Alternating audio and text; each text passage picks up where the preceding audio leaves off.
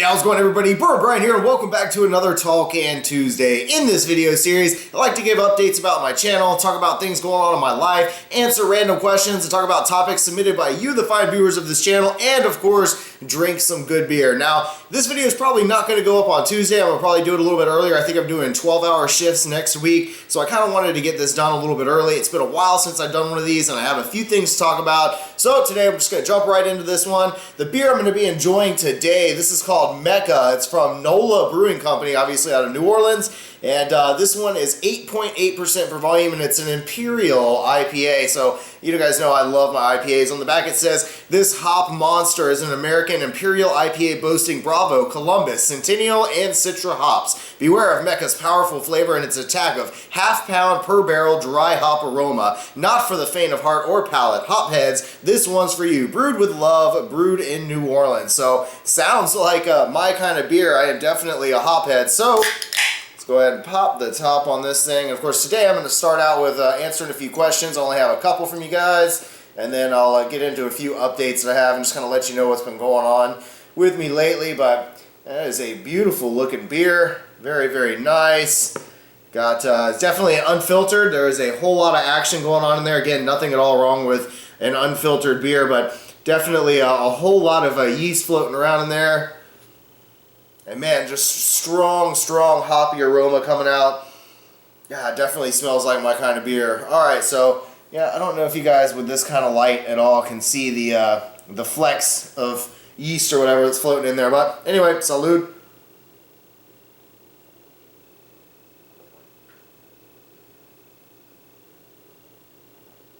Oh yeah, that's my kind of beer. Definitely really good, strong hop flavor coming out. Absolutely amazing. So let's go ahead and jump right to this. I did a while back ask for some questions. It kind of took me a little while to get to this. Kind of had a whole lot of stuff coming up, new work schedule and all that. But anyway, first question we're going to start with is Brian Perry. He runs Uncle B's sauce. I can't remember the name exactly, but he's from Canada, and he's been kind enough to send me a few products, which I'm looking forward to sharing with you guys. And just a real nice guy, lives off the land. Can't get any fresher than the food he cooks. I'm really envious of that, is having his own garden like he does. Hopefully I can start something anyway next year. But he says, I want to know what you think about the craft brewers' need to use unending amounts of hops in their brews. Why does every single beer have to be bitter? Bitter flavors are something humans have had to learn to tolerate. It is natural. It is naturally the sensation we associate with poison. Just saying.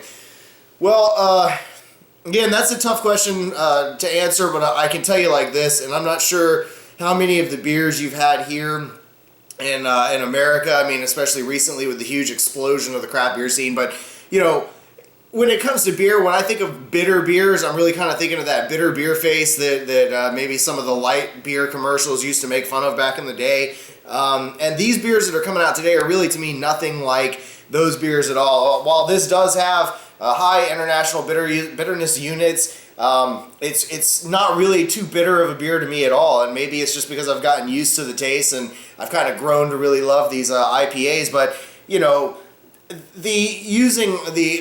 don't know, the unending amount of hops, to me, I'm a huge hop head. I love the flavor of these hops. Now, different beers give different flavors, like different hops. I mean, we'll have different flavors, like, you know, your English, style hops are going to be totally different than most of the American hops. I'm not a big fan of a lot of the English hops that have somewhat more of like a skunkier kind of flavor to them, whereas a lot of the hops that I taste, the American ones like Citra and Centennial and some of the ones that are used in this beer, they tend to have a sweet, piney, citrus-like flavor to them. They're really amazing. So I don't know, man.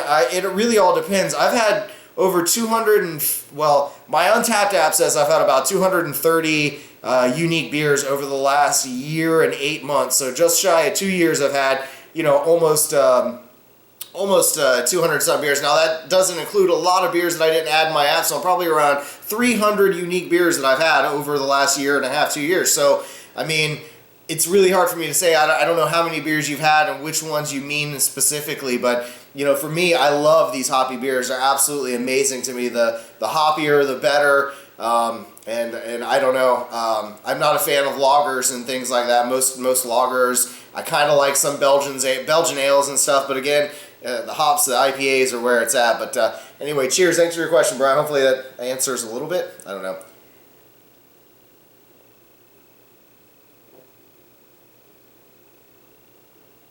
Really smooth for 8.8.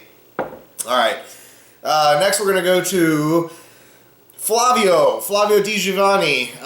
So I guess basically Flavio had a channel that I've mentioned on here before. I'm not going to mention the name again to send anybody that way, but he and a good friend of his, I guess, had this channel for a while, and I didn't realize there was all kinds of drama going on with it. And the one guy, Danny, was just being a real power freak and control freak, just kind of really kind of being an asshole. And so it made it hard for these guys to work together. Flavio said, "Fuck it, I'm out of here. Screw you." So he's got his own channel where he's doing a lot of hot sauce reviews now. You guys should go and check it out. I'll leave a link down, excuse me, in the description, and that'll take you to Toronto Fire, which is his new website, new YouTube channel where he does a lot of hot sauce reviews and probably does some craft beers and whatnot, things like that. But definitely check him out. Anyway, he said to talk about him, so there you go, Flavio. That one's all for you. Thanks for your comment.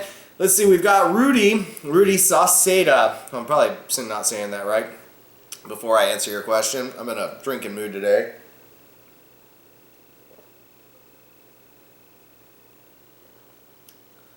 Rudy says, "I know it's a bit late. Alcohol content versus taste."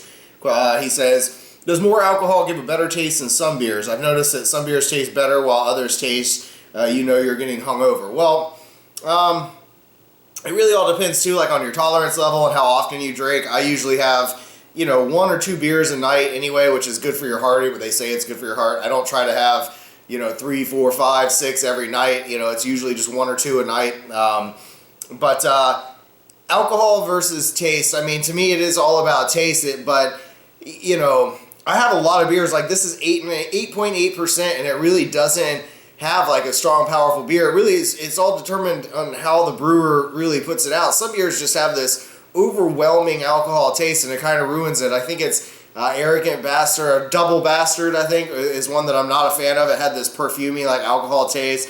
Some of Dogfish Head's beers, when you're starting to get to, 17%, 20%, you're getting into wine territory at that point. So, I mean, there's definitely going to be a strong alcohol presence, and those aren't the flavors I like. I prefer when the alcohol is kind of hidden in there, and hell, some of these stouts that I get that are 13%, you can't taste the alcohol at all. And that's what I love. I mean, it's nice when you can just get obliterated and enjoy a beverage the entire time without just getting this blast of pure alcohol in your face. But so I don't think that alcohol gives beers a better taste. Maybe it does to some extent. I think just having all of the ingredients in, something like this that's so light filtered has so much of the flavors that you lose during the filtration process. I mean, it has it all in there. You look at your cheap, standard mass-produced beer, those light beers that they put out, and I mean, you can see right through it. There, this has substance to it. That stuff is pretty much just water, and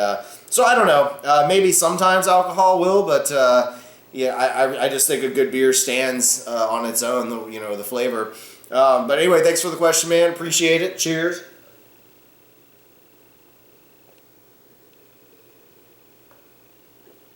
So that brings me to Preston. Preston Dollinger has a YouTube channel, and basically it's called the Beer Chasers, and they're called that because they chase down kind of exotic, hard to get beers and do all kinds of reviews and stuff for you. And he and I recently did a collaboration. It was a whole lot of fun. But Preston says, as a beer reviewer and connoisseur, what are your thoughts on the state of craft beer, specifically the growth of the local market? From your experience, do you think we've seen the bubble burst and lots of mediocre breweries now in the area? Well, I don't know. In my particular area, at least here in my part of Florida, I've seen a lot of really good, I mean, hell, actually all over the state of Florida, yeah, there's been a lot of breweries popping up. I mean, it seems like every day there's a new one somewhere popping up, but I don't think that it's burst yet, and while there may be a few mediocre ones out there, for the most part, the majority of beers that I get, from the different craft beer stores that I go to, or the ABC liquor store, or whatever, they all have, they're all really amazing. I mean, and I'm amazed at how many different beers I can try, and I enjoy them all. And as far as like in the local scene here, I know in my part of town in Gainesville where I live, in this little college community, we have three different breweries. All three of them, are doing very well. One is more of operates out of kind of a pub house deal. They make their own beer in-house, and they also have a lot of really cool stuff come in on tap from other various breweries from all around. And they make some of my favorite beers, like their smoked habanero is outstanding. The Seal and Oaked is just an amazing coconut-like IPA, really, really delicious. But then you've got Swamphead, which has become absolutely amazing, a huge staple in this community. They just recently moved, bought a new facility, doing everything right, got solar power running things. So and they're just awesome. They make one of my favorite beers of all time, Big Nose, and of course Stump Knocker is a regular I get here when I'm out and about in town. And you also have the newest brewery, which is FM, First Magnitude. And they definitely have some interesting beers, although I will say that the ones I've had are somewhat, I guess, mediocre in a sense compared to the other two, Swamphead and Tall Paws or Alligator Brewing Company. But I don't know. I think right now things are going great. Funky Buddha's in Florida. You got Cigar City Brewing. There are a lot of just awesome breweries in this area, and I'm really happy that there really hasn't been too much mediocrity at all. I mean, everybody's doing really awesome. So I think that we still have a little ways to go before the bubble completely bursts. But anyway, thanks for your question, Preston. I appreciate it.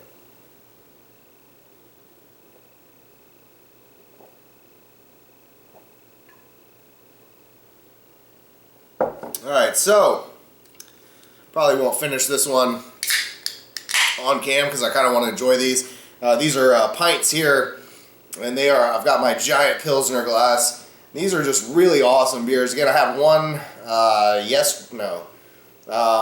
had one about a week ago, and it was good. I just don't remember it being this good. I kind of had a good buzz going at the time when I drank it, but yeah, this is outstanding. This is definitely one that I would drink as an everyday drive or everyday beer. Really, really awesome. But anyway, the couple topics I want to talk to you about, if you guys are still following along with me so far in this video. Obviously, I'm wearing this hat, so I want to wish you all a very Merry Christmas. And it's coming around here in the next couple days. It'll be, I can't believe this year has just completely flown by like it has. It hasn't ended on the best note for me. And hopefully it'll start out better next year. But, so I guess I should say that the reason why it's ending bad is I went to the ER a few days ago. And, you know, it was just something weird I had going on. Like, I don't know. The doctor kind of gave me antibiotics for, I guess he was assuming strep throat or something. But I think maybe I just had some sort of infection going on in my sinuses or throat. But that's kind of finally starting to get taken care of. And going to the ER forced me to kind of take care of my blood pressure. It's something I've been dealing with for a really long time now. It's been really high. I went in and sat down on the machine, and it went to 176 over 117. And the machine was beeping like it's in critical. And they told me, yeah, let's go ahead and get you back there and get some blood work done. So they drew some blood, did tests, made me pee in a cup and all that. That was fun. You know, I couldn't go, so I had to go and sit in the lobby and wait until I was able to pee and then finally fill up the cup and bring it to them. I guess they wanted to check the kidneys to make sure they were all right. But anyway, all those tests seemed to come back okay, and they got me on a new blood pressure medicine that seems to be making me feel a lot better. It's hard to explain when you have this high blood pressure, and I've been dealing with this for like over a year, just feeling run down, tired, no energy. You know, you feel like at night, anytime when you're just sitting down trying to rest, you know, it's like you feel your heart beating throughout your body. Like it's just, you know, it's working excessively hard, harder than it should to pump the blood through your body. And that's not good. That's why they call, you know, the high blood pressure, hypertension, the silent killer, because you just don't really, you know, you don't seem to notice too much. You get used to the feeling of it. And I gotta say, I do feel a whole lot better since getting on the medication. And I'm still able to enjoy a couple beers and relax, and it doesn't seem to really mess with me too much. So I am thankful for that. Now the next step at the beginning of the new year is to start some sort of generic thing that everybody does when they do a resolution. I've never really stuck with or done, honestly, many resolutions, but this year I have no choice because my body is pissed off at me. So I've got to make some changes, and we'll see what happens at the beginning of the new year. And so today is Saturday. When I'm filming this, I'll probably upload this on Sunday. But I went and saw Star Wars on yesterday. It was amazing. I mean, finally, somebody gave us what we've been waiting for. George Lucas butchered the prequels, trying to create his perfect image, whatever it was that he wanted to create. And, if you don't know, like George, I'm a huge Star Wars fan, but George is a dick, and he kind of screwed everything up for everyone. I fell in love with the original Star Wars, the first movies, when Han Solo shot first, not Guido. And all of the, the original scenes, like we saw Return of the Jedi in the movie theater, and me and my brother, when I was, like, still a baby, watched Empire Strikes Back together, and, it's, George came along basically in all these forums and was saying, oh, well, I'm sorry that you all fell in love with an incomplete movie, but he created all of those remakes, and he re-released the original trilogy with all of these extra added scenes. And what really pissed me off in the most recent edits was when he took the original old man that was Darth Vader, who Anakin Skywalker, and they replaced him with that whiny little bitch that played Anakin in the prequel movies. I mean, come on, and they butchered the soundtrack and added a bunch of stupid stuff. And I'm really hoping that maybe Disney or somebody can get the rights to the originals. They say they lost them, but that's bullshit. George Lucas said, I'm sorry y'all fell in love with an incomplete movie, but, this is my completed tale. This is the way I wanted it to be seen, and that's stupid. So hopefully Disney maybe can somehow acquire the originals and we can see those again without George Lucas's added influence in the editing process of him. It was just outstanding. I mean, compared to the prequels, the prequels were all shot in front of green screens pretty much. It was all, it just doesn't make any sense at all in the timeline and how the ships look and how all of it looks. It just doesn't make any sense at all compared to the other movies. And I went into this one hoping, hey, this has got to be one. This is spoiler free, of course. I'm not going to tell you guys or ruin anything, but, I went into this hoping that this would bring me back to the original trilogy and make me forget those shitty prequels, and it really did that. I mean, everything about the feel of that movie really made me feel like, I was there. Like, this is bringing me back to that little kid that I was when I first watched the original trilogy. It's like all the music, the sound effects, they actually used real film, and they had real props and real everything. It was just so nice, and the music score was great. The action was amazing. The characters you fell in love with. There's a couple disappointing moments, but you'll have to see when you watch that movie for yourself, and maybe after it's been out for a little while, I'll do another video and kind of talk a little bit more in depth. But I don't want to ruin this for any spoilers at all for anybody. You have to go and watch it, especially if you're a huge Star Wars fan. It was a great movie, and I hope that they break that $200 million goal on opening night. Anyway, that's about all I had to say for that. I absolutely loved that movie. It was great. Definitely go and watch it. What else do I got? I got one more small topic, just because it's a random thing that I saw and I have to make a comment on it.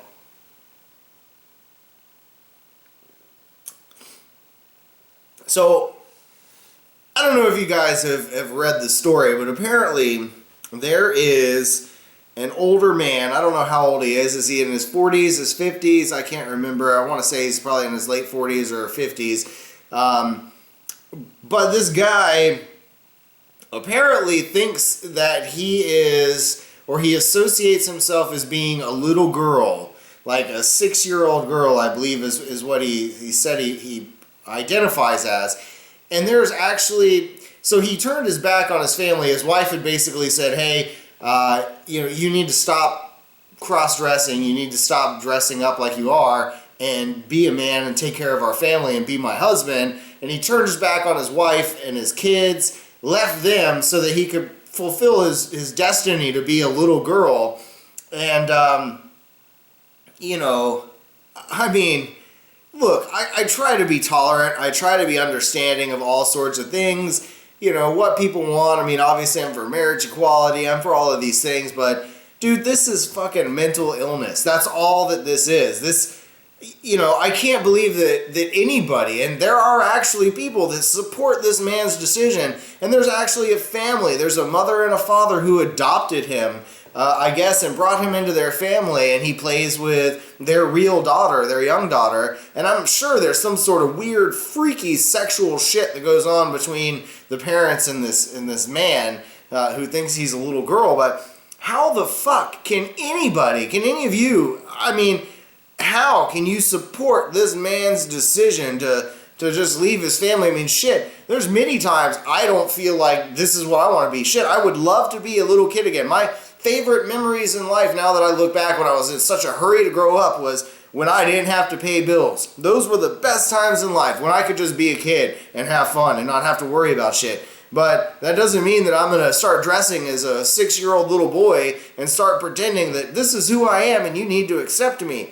This world is getting crazy, man. I'm telling you, more and more every day with these stories that I hear where we have to be accepting of this kind of thing.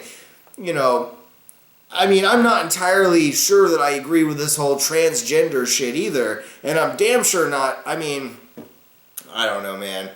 It's just crazy to me. And maybe that makes me whatever, but I just can't fathom this man pretending to be a little girl. I mean, a grown-ass man pretending to be a little girl. There's just something wrong with that, and there's wrong with our society and people that actually would accept that and comfort him and say, oh, I understand, you're okay. That's wrong. That's bullshit. We've got to make some changes in this country and start condemning people that think that that's the way to live your life. But anyway, that's just my thoughts and opinions. Anyway, I won't go too deep, and I'm not going to get any political stuff because I don't want to piss anybody off here. Of course, if you do have any other questions, comments, topics, things you'd like to hear me talk about in the next video, leave them down below in the comment section. I always love interacting with all of you guys, and you know, if it doesn't matter. If you ask me, I'm not going to sit here and get on a soapbox and talk about my personal beliefs too much. But if you ask me a question about a controversial topic, I'll answer it. I always will. So just keep that in mind. If you really want to push the envelope a little bit and kind of ask me something a little bit off the charts, go right ahead, and I'll definitely be sure to give you an answer. You may not like my response, but you know, I try to at least be civil when I do things. Anyway, hope you guys enjoyed this video. Again, I want to wish you all a very Merry Christmas. I probably will not have another video up until after the holidays. Actually driving down to see my folks. It's been several years since I spent a Christmas with both of my parents, so I'm really looking forward to this year, and trying not to be the Grinch that I always have been. Looking forward to a new year, and maybe things will be better in 2016. I sure hope they are for all of you. So anyway, again, thanks for watching. Don't forget to join me on all the various social networking sites. There'll be links somewhere down below in the description, and as always, stay toasty, my friends, and salud.